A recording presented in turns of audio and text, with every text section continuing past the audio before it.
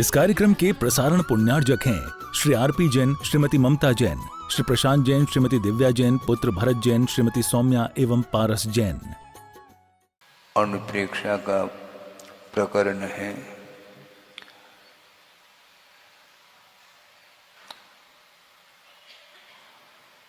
वस्तु तत्व के स्वरूप को यथार्थ उसका ज्ञान किए बिना अनुप्रेक्षा की कोई सार्थकता सिद्ध नहीं होती है। निरंतर चिंतन करने वाला चिंतन कर सकता है, निषेध नहीं है, किंतु चिंतन करने के उपरांत भी पर पदार्थ से प्रभावित यदि हो रहा है तो वह चिंतन कहाँ तक काम कर सकता है।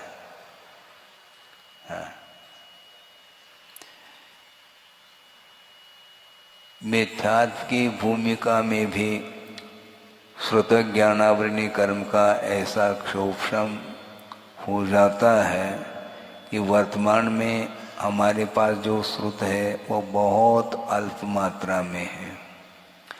पर्याप्त मात्रा में ज्ञानावरणी कर्म का क्षोभम होने के उपरांत समस्त वस्तु तत्व का परिज्ञान होने के उपरांत भी एक भी प्रकृति का वह संवर नहीं कर पा रहा है। बड़ा विस्मय होता है। चिंतन करना अलग वस्तु, किंतु चिंतन करते हुए भी यदि श्रद्धान पूर्वक चिंतन करते हैं तो चिंतन की सार्थकता सिद्ध होती है। श्रद्धान के अभाव में लंबा चौड़ा ज्ञान लेकर के चल रहा है, बारीकी से वस्तु तत्व के स्वरूप के बारे में ज्ञान तो प्राप्त कर लिया, इसके बावजूद भी श्रद्धान से वंचित है और वर्तमान में बहुत अल्प मात्रा में श्रुत हम लोगों के सामने हैं। प्रथमान योग, करणान योग, चरणान योग, द्रव्यान योग संबंधी जो भी विषय उपलब्ध होता है अत्यल्प मात्रा में उपलब्ध होता है। आप लोग कह सकते हैं महाराज हम अज्ञानी ठहरे, हमें कुछ आता नहीं है। नहीं आता है ये अलग वस्तु, किंतु वह फील करता है महाराज ऐसा कोई भी उपाय बता दो जिसके माध्यम से हमारा जीवन का उद्धार हो सके। इस प्रकार भीतर का यदि भाव सामने रखता है तो निश्चित रूप से मानना पड़ेगा कि उसके पास ज्ञान है।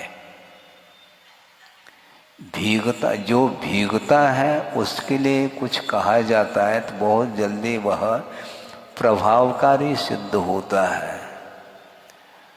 11 अंक तक ज्ञान लेकर के भी 9 पूर्व तक ज्ञान लेने के उपरांत भी उसकी मति सुधरती नहीं, उसकी दृष्टि अंतर्दृष्टि नहीं बन पाती है। बड़ा आश्चर्य होता है। ये ज्ञान लंबा चौड़ा लेकर के वो बोझ हो रहा है, एक प्रकार से उसका स्वाद नहीं आ रहा है। ज्ञान है क्या वस्तु?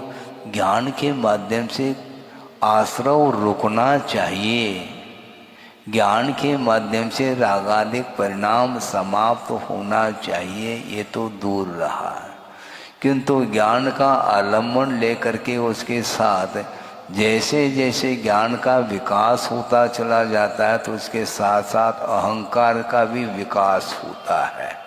प्राय करके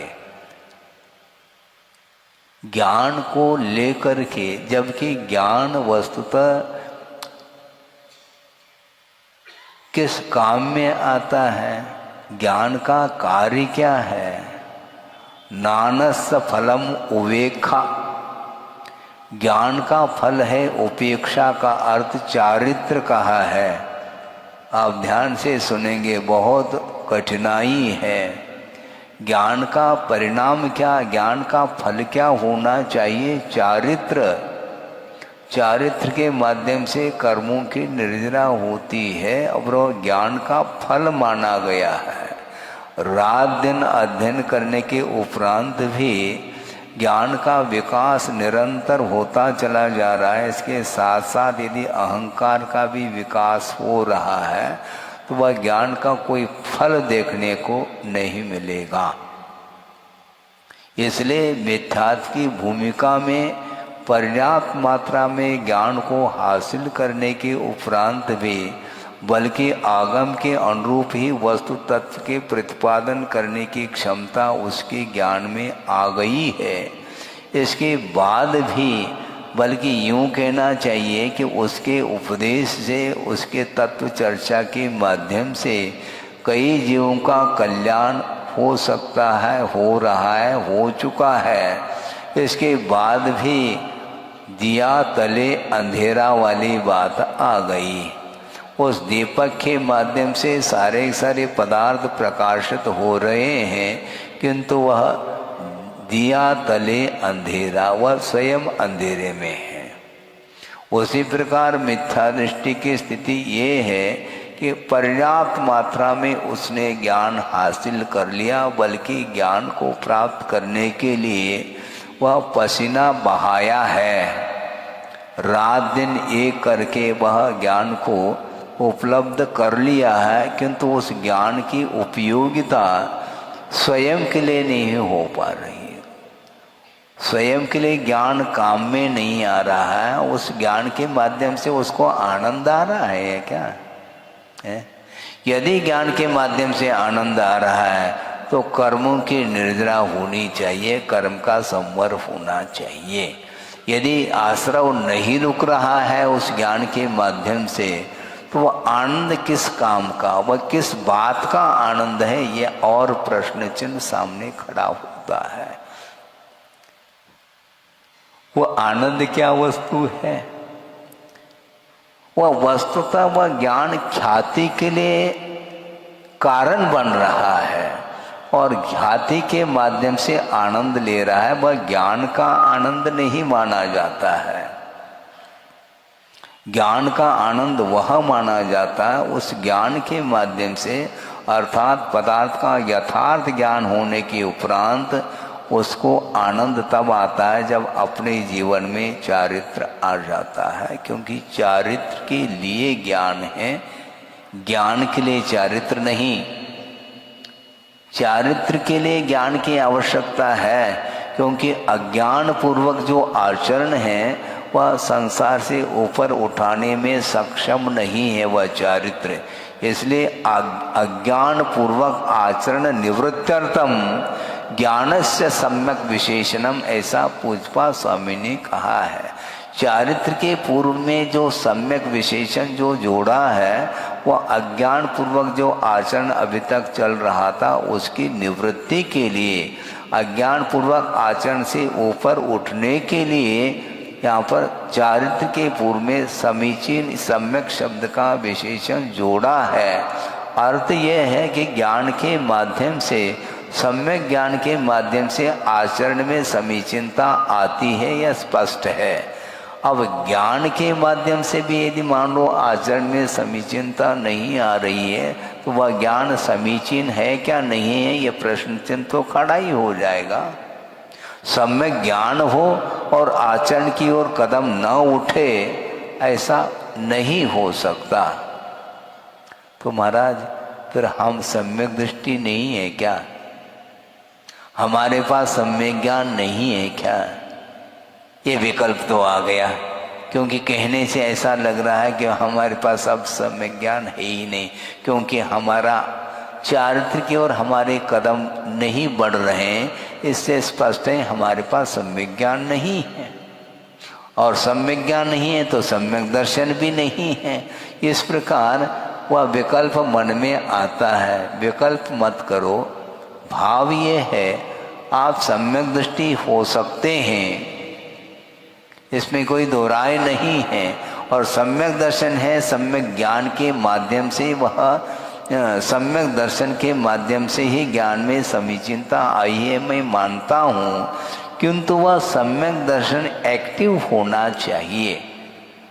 सम्यक ज्ञान यदि है तो विवेक जागृत होना चाहिए, और सम्यक ज्ञान होने के उपरांत भी यदि अपने जीवन में विवेक नहीं आ पाता है तो वह ज्ञान एक्टिव नहीं है, सक्रिय नहीं है, ऐसा कहने में कोई भी आगम से बाधा नहीं आती है। सम्यक दर्शन को लेकर के भी बैठो, किंतु सारे आपके जो सम्यक दर्शन के अंग हैं वो सक्रिय नहीं हैं, तो निश्चित रूप से वह ज्ञान भी सक्रिय नहीं, ऐसा माना जाता है। आश्चर्य लगता है शिवभूति को लेकर के दिन भर में कई बार वह शिवभूति का स्मरण हमें हो आता है कि इतना अल्प मात्रा में ज्ञान नाम मात्र का ज्ञान था, लेकिन वस्तुतः वही समीचीन ज्ञान माना जाता है जिसके माध्यम से कर्मों की निर्जना होती है। आश्रव को रोकने में जो सक्षम समर्थ ज्ञान होता है वही समीचीन ज्ञान माना जाता है।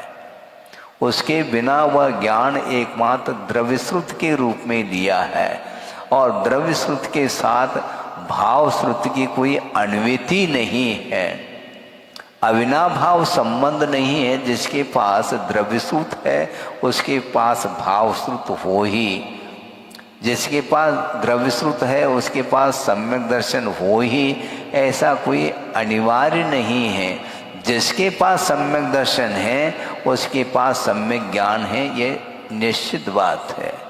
अब सोचो विचार करो, सारा ज्ञान दूसरे के काम में आ रहा है, स्वयं के काम में नहीं आ रहा है। इसके बाद भी उसको कोई फिक्र नहीं है। अपने आत्म कल्याण की दृष्टि जिसके अंदर नहीं है वह केवल दूसरे के लिए वह खड़ा हुआ है और उसमें आनंद भी लेता है। वह केवल प्रशंसा का आनंद है, ख्याति का आनंद है। लोग ये समझेंगे तो इसके बराबर दुनिया में कोई भी ज्ञानी नहीं है, कोई विद्वान नहीं है। सोचो, विद्वान का अर्थ क्या है? वित्त का अर्थ धन भी होता है और वित्त का अर्थ ज्ञान भी होता है। तो विद्वान का अर्थ कि जिसके पास ज्ञान है वह विद्वान माना जाता है। और ये पुरुष के अपेक्षा से बात हो गई। महिला वर्ग की अपेक्षा से क्या कहेंगे? उनको विद्वान नहीं कहेंगे, विदुषी कहेंगे। बात तो वही है, भाषा का अंतर है। व्यक्ति विशेष के अपेक्षा से भिन्न भिन्न शब्दों के प्रयोग करते हैं। अपने आप को विदुषी समझती हैं और आप लोग अपने आप को विद्वान समझते हैं। किंतु विद्वान का अर्थ क्या है? जिसके पास धन है वह भी वित्तवान कहलाता है। वित्त का अर्थ धन होता है और वित्त का अर्थ ज्ञान भी होता है। कोई धनी है, कोई ज्ञानी है, लेकिन धन की भी उपयोगिता सिद्ध होनी चाहिए और ज्ञान का भी उपयोग सही क्षेत्र में होना चाहिए, लेकिन नहीं हो पाता है। ये प्रशंसा का भूखा है संसारी प्राणी, इसलिए इस प्रकार की स्थिति बन रही है। तो मैं शुरुआत में ही ये बात कही थी, वह ज्ञान किस काम का जिसके माध्यम से कर्म का निरोध न हो, आश्रव का निरोध करने में जो सहायक सिद्ध होता है वही सम्यक ज्ञान माना जाता है। अर्थ यह है कि सम्यक दर्शन के अभाव में आश्रव का निरोध कोई भी नहीं कर सकता, चाहे कितना ही द्रव्यश्रुत लेकर के रहे। 9 ग्रेवेक आपने सुना तो होगा। 16 स्वर्ग होते हैं। वैसे तो देव 4 प्रकार के होते हैं। देवा चतुर्निकाया, भवनवासी, व्यंतर, ज्योतिष और वैमानिक की अपेक्षा से ये 4 प्रकार के फैकल्टी हैं देवों में। तो उसमें जो वैमानिक देव होते हैं वो सारे सम्यक दृष्टि ही होते हैं, ऐसा तो है नहीं। वहाँ पर मिथ्या दर्शन के साथ भी वैमानिक देवों में उत्पत्ति होती है। और यहाँ तक कि 16वें स्वर्ग के उपरांत 9 ग्रहवेग का नंबर आता है, जहाँ पर 22 सागर के उपरांत एक सागर बढ़ती गई है। तो अंतिम ग्रहवेग की जो उम्र है वह 31 सागर की उसकी उत्कृष्ट आयु मानी गई है। 31 सागर की उत्कृष्ट आयु है, शुक्ल लेशा है और प्रविचार का अभाव है और पर्याप्त मात्रा में वह ज्ञान भी रखता है। नहीं रखता ऐसा नहीं, इसके बाद भी मिथ्यात्व के साथ जीवन व्यतीत कर रहा है। अब सोचो, विचार करो, शुक्ल लेशा होते हुए भी, प्रविचार का अर्थात वासना का अभाव होते हुए भी एक भी प्रकृति का वह संवर नहीं कर पा रहा है, बड़ा आश्चर्य लगता है। ज्ञान क्या काम कर रहा है, कषाय की मंदता क्या काम कर रही है, सोचो विचार करो। कोई थोड़ा बहुत संक्लेश परिणाम में आ जाता है तो उसको व्यवहार में ये बोला जाता है बहुत कषाय करता है, किंतु वहाँ पर शुक्ल लेशा है बंधुओं। वहाँ पर क्रोध, मान, माया और लोभ, ये चारों कषाय इतनी मंदता को प्राप्त हुए हैं, ऐसा लगता है कि यह सम्यक दृष्टि होना चाहिए। एक सम्यक दृष्टि है और कृष्ण लेशा हो सकती है, क्योंकि असंयम की भूमिका में 6 लेशाओं का उल्लेख मिलता है आगम में। कृष्ण, नील, कापोत, ये सारे अशुभ लेशाएं मानी जाती हैं। पीत, पद्म और शुक्ल ये शुभ लेशा मानी जाती हैं। कषाय की मंदता में शुभ लेशाएं होती हैं और कषाय की तीव्रता में अशुभ लेशाएं होती हैं। और चारों प्रकार के देवों में शुभ लेशाएं होती हैं नियम से। एक अपवाद है, अपर्याप्त अवस्था में भवनत्रिक में अशुभ लेशा का भी सद्भाव बताया, भी एक अलग वस्तु। किंतु जन्म लेने के उपरांत जन्म से आदि लेकर के अंत तक चारों प्रकार के देवों में शुभ लेशाओं का ही अस्तित्व पाया जाता है। और भवनत्र के उपरांत जो वैमानिक देव हैं वो तो शुभ लेशा वाले हैं और आगे और शुभ लेशा बढ़ती जाती है। और 16वें स्वर्ग से लेकर के आगे जितने भी अहमिंद्र हैं सब शुक्ल लेशा के धारी माने जाते हैं। इसके बाद भी सम्यक दर्शन का अभाव है। अब सम्यक दर्शन की क्या पहचान है, समझना ही कठिन हो गया। कोई आपस में लड़ रहा है तो उसको हम एकदम नहीं कह सकते हैं कि सम्यक दर्शन नहीं है, ऐसा नहीं कहा जा सकता।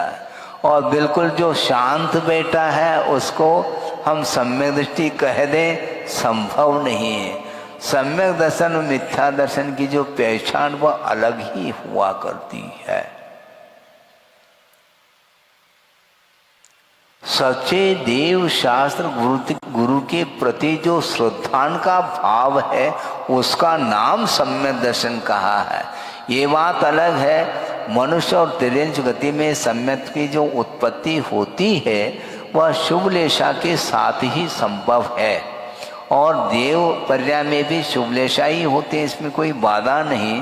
किंतु नरकों में ऐसी व्यवस्था नहीं, क्योंकि नरकों में जो नारकी रहते हैं वे अशुभ लेशा वाले माने जाते हैं। नारका नित्या अशुभतर लेशा, ये कहा है।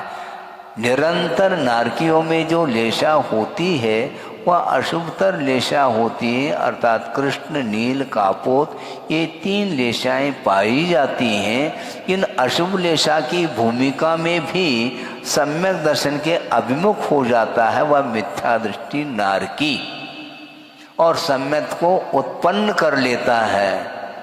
और इधर शुक्ल लेशा के साथ रह करके भी सम्यक दर्शन से वंचित है। इसलिए हम बहुत आगम के अनुरूप आपके सामने ये विषय रखना चाहते हैं और आप लोगों को भी बहुत गौर से इस विषय को सुनने का पुरुषार्थ करना चाहिए। वहाँ पर शुक्ल लेशा होते हुए भी, वहाँ पर अनुप्रेक्षा करते हुए भी सम्यक दर्शन उत्पन्न नहीं हो रहा है। तो सम्यक दर्शन किस चिड़िया का नाम है, उसकी क्या पहचान है, हम पहचान नहीं सकेंगे। कर्णानियों की विवक्षा में कौन सम्यक दृष्टि कौन मिथ्या दृष्टि, इसका आकलन करना बहुत कठिन है, क्योंकि कर्म इतना सूक्ष्म है, वह दृष्टिगत नहीं हो सकता। नेत्रेंद्रिय का विषय कर्म नहीं बन सकता, बल्कि किसी भी इंद्रिय का विषय कर्म नहीं बन सकता, और वह मन का विषय भी नहीं बन सकता। इतना सूक्ष्म वह कर्म होता है, वह परिणामों के माध्यम से उसका आश्रय निरंतर होता रहता है।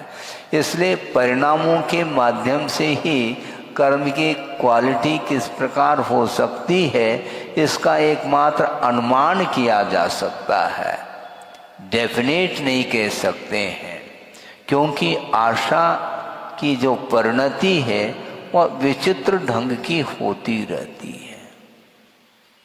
इसलिए शुक्ल लेशा होते हुए भी और एक क्षण के लिए भी मन संबंधी भी वासना जागृत नहीं हो रही है। कहां पर? नवग्रहवेक में। सोचो, क्योंकि 16वें स्वर्ग तक जो वासना जागृत होती है वह भिन्न भिन्न इंद्रियों की अपेक्षा से काय प्रविचारा आ ऐशानाथ, ऐशान स्वर्ग तक जो देव होते हैं वे शरीर के साथ वह प्रविचार करते हैं मनुष्य के समान, ऐसा कहा। इसके बाद जितने भी स्वर्गीय देव हैं वे शरीर के साथ तो प्रविचार नहीं होता, किंतु स्पर्श के माध्यम से भी अब्रह्म सेवन होता है। रूप के अवलोकन करने से भी अब्रह्म सेवन होता है, और गीत संगीत आदि के श्रवण के माध्यम से, जो कि राग वर्धक वह गीत माने जाते हैं, उसके श्रवण से भी अब्रह्म सेवन होता है। और मन के माध्यम से देव अपने देवांगना का स्मरण करता है, और देवी अपने साथ जिसके साथ नियोग है उनका वह स्मरण कर लेती है देव का, उसके माध्यम से अब्रह्म की पूर्ति होती है। सोचो, विचार करो, अन्यथा नहीं लेना, किंतु स्वाध्याय करने के लिए बैठे हैं कि वर्तमान में क्या वातावरण है आप परिचित नहीं है क्या? सोचो, विचार करो, अपने आप को सम्यक दृष्टि भी घोषित करो और निरंतर राग में डूबे रहो, ऐसा नहीं होता, न होना चाहिए। रात दिन टेलीविजन के सामने बैठ कर के जो दृश्य देखा जा रहा है, राग वर्धक दृश्य, उसके माध्यम से कर्म का आश्रय हो रहा है क्या? कर्म का संवर आश्रय हो रहा है ना, तो अनुप्रेक्षा काम आ रही है। सोचो, विचार करो। महाराज फिर तो हम क्या करें? आप जानो। मतलब स्वाध्याय करने के उपरांत भी उस ओर दृष्टि संसारी प्राणी की नहीं जा पाती है। सोचना चाहिए, महाराज हम तो रागी हैं। ध्यान रखो, रागी का अर्थ क्या होता है? सम्यक दृष्टि के पास उतना ही राग होना चाहिए जितना आगम में उल्लेखित है। अनंतानुबंधी संबंधी यदि राग आ गया फिर वह सम्यक दर्शन सुरक्षित नहीं रह सकता, क्योंकि 8 अंगों का पालन करने के लिए कहा गया है। सम्यक दर्शन के 8 अंग है क्या नहीं, इसका परीक्षण कौन करेगा? निकांक्षित है अंग है? निकांक्षित अंग विद्यमान है। विषयों की आकांक्षा नहीं होना बहुत गहरा अर्थ है। हालांकि आप बिना अर्थ के सहारे जीवन आपका नहीं चल सकता, मैं मानता हूँ। व्यक्ति की आवश्यकता होती है, किंतु निकांक्षित अंग का पालन किस ढंग से किया जाता है इसको भी समझना है। ये विषयांतर नहीं है, ये अनुप्रेक्षा के अंतर्गत ही ये विषय आ रहा है, क्योंकि अनुप्रेक्षा की सार्थकता बिना श्रद्धान के संभव नहीं, ये ध्यान रखो। वहां पर भी नवग्रेवेक में भी वह चिंतन कर सकता है अनुप्रेक्षा है। इसके उपरांत भी उसके साथ सम्यक दर्शन के अभाव में एक प्रकृति का भी वह संवर अर्थात आश्रम का निरोध नहीं कर रहा, यह सिद्धांत है। सोचो, विचार करो। पूजन करते हैं, अभिषेक करते हैं, जाप देते हैं, दान आदि भी करते हैं, स्वाध्याय वगैरह भी कर लेते हैं। इसके उपरांत भी वह वैश्विक संस्कार दूर नहीं होते हैं। भीग करके स्वाध्याय करो, ये गुरुदेव का कहना है। इसलिए जहाँ भी आप रहते हैं आपकी भूमिका है ये अलग वस्तु, किंतु उसमें आसक्ति में कमी आनी चाहिए। हाँ, राग समाप्त नहीं होगा आपका आपकी भूमिका में, किंतु उस राग में जो तीव्रता है,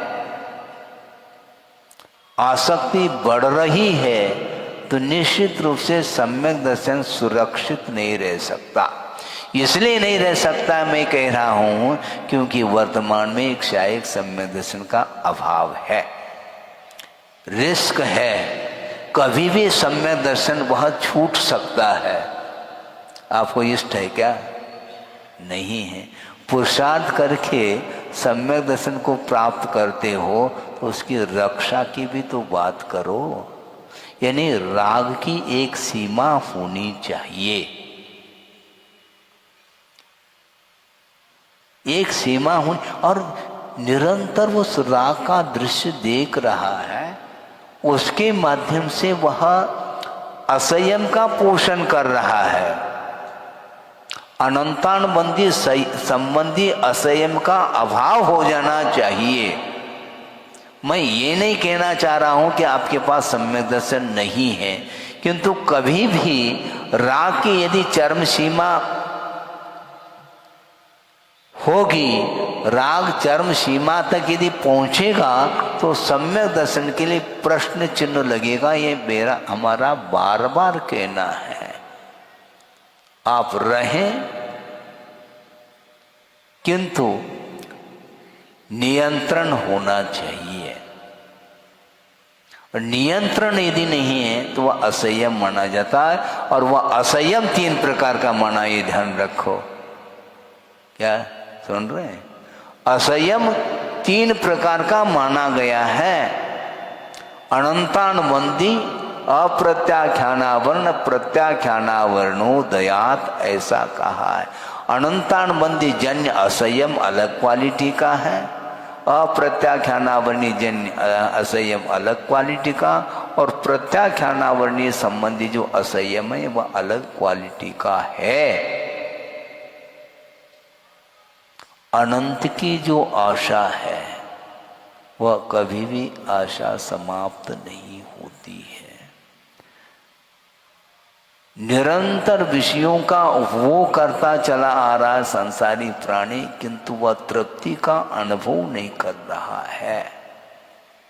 वह तृप्तिजनक है ही नहीं। जब तृप्तिजनक नहीं है, बल्कि यूं कहना चाहिए कि आशा की वृद्धि होती है, तृष्णा की वृद्धि होती है, तो उसके माध्यम से आरोग्य भी नहीं पल सकता। ये लिख के रखो। धर्म तो बहुत दूर की बात है। हाँ, आरोग्य की रक्षा करने के लिए भी संयम की बड़ी आवश्यकता है। अकाल में रोग से ग्रसित हो जाता है। क्यों? ऐसा क्यों होता है?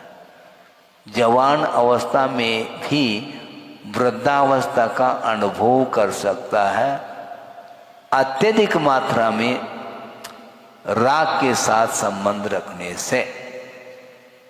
इसलिए ये जितने भी संसाधन हैं वर्तमान में जो आप उनका उपयोग कर रहे हैं, उसके माध्यम से आरोग्य की हानि हो रही है।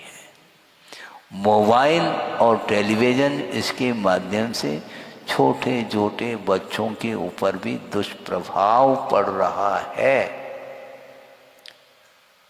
4 साल का बालक नहीं, चश्मा लग रहा है उसको। क्यों? महाराज दिन रात मेरे स्वामी दिन रात वह मोबाइल देख रहा है। उसके द्वारा क्या होगा? महाराज मानता नहीं। दिया किसने? उसके हाथ में मोबाइल कहां से आया? देने वाले आप ही लोग हो, क्योंकि उसका प्रयोग आप अपने जीवन में कर रहे हैं और बच्चों के बीच में रह करके सब आप करते हो। तो इसलिए बच्चे भी कहेंगे जब आप कर रहे हैं पिताजी, हमारे लिए क्यों रोका जा रहा है? ये सब मर्यादाएं समाप्त हो रही है, इसको ध्यान में रखना चाहिए। इस प्रकार के ये ध्यान रखो उपदेश। दुनिया में चले जाओ, कहीं भी उपदेश नहीं मिल सकता। संसार से ऊपर उठना चाहो, अपने बच्चों के ऊपर अच्छे धार्मिक संस्कार डालना चाहो, तो आगम के अनुरूप अपनी प्रवृत्ति को बनाने की बड़ी आवश्यकता है। आप अपनी भूमिका के अनुरूप आपका राग पूर्णतः समाप्त तो नहीं हो सकता, किंतु उसमें ब्रेक लगना चाहिए। ब्रेक का अर्थ क्या होता है? संयम। असंतुलित नहीं होना चाहिए। इसलिए पहले भी हमने ये बात कही थी, आप लोगों को विस्मरण हो जाता है। चारित्र में और संयम में बड़ा अंतर है। चारित्र का अर्थ चलने का नाम चारित्र होता है, व्रतों का पालन करने का नाम चारित्र होता है, किंतु चारित्र के पालन करने में जो सावधानी बरती जाती है उसका नाम संयम है। इसलिए महाराज फिर तो हम तो असंयमी हैं, हमारे जीवन में तो संयम आ नहीं सकता। किसने कहा है? किसने कहा है? अविरत सम्यक दृष्टि के पास भी संयम है, अर्थात चारित्र है। वो कौन सा चारित्र? सम्यक आचरण चारित्र कहा है। अविरत सम्यक दृष्टि का अर्थ ये होता है संकल्प पूर्वक उसने असंयम का अर्थात पाप का त्याग नहीं किया है। न स्थूल रूप से पाप का त्याग किया है, न सूक्ष्म रूप से पाप का त्याग किया है, इसलिए वह असंयमी है, अविरति है। इसके बावजूद भी सम्यक दृष्टि है, तो उसके पास सम्यक दर्शन के अनुरूप आचरण उसका भी होता है। अन्यथा मिथ्या दृष्टि के आचरण में और सम्यक दृष्टि के आचरण में कोई अंतर है क्या? नहीं है। किसी को मिथ्या दृष्टि कह दे, हमें मिथ्या दृष्टि कहते हो, अच्छी बात है, आपका आचरण क्या है ये तो बताओ। जैन साहब, हाँ आपको जैन बोलते हैं, तो जैन साहब आपकी क्या हालत क्या हो रही इन दिनों में है? क्योंकि कभी कभी जो जैनेतर होते हैं बंधु, वो भी आप लोगों की प्रवृत्ति को देखते हैं, क्योंकि वो भी जैनागम का अध्ययन वो भी करते होंगे। क्योंकि अहिंसा परमो धर्म हम जय बोल रहे हैं, इसके उपरांत भी आचरण की दृष्टि से देखते हैं तो उनको भी देखने में बात आती है। जैसे उदाहरण के लिए अन्यथा न लें, क्योंकि किसी व्यक्ति विशेष को लेकर के ये उपदेश नहीं दिया जा रहा है, व्यापक दृष्टि से ये उपदेश है और अपने जीवन में उतारने के लिए ही उपदेश दिया जा रहा है। इस कार्यक्रम के प्रसारण पुण्यार्जक हैं श्री आरपी जैन, श्रीमती ममता जैन, श्री प्रशांत जैन, श्रीमती दिव्या जैन, पुत्र भरत जैन, श्रीमती सौम्या एवं पारस जैन।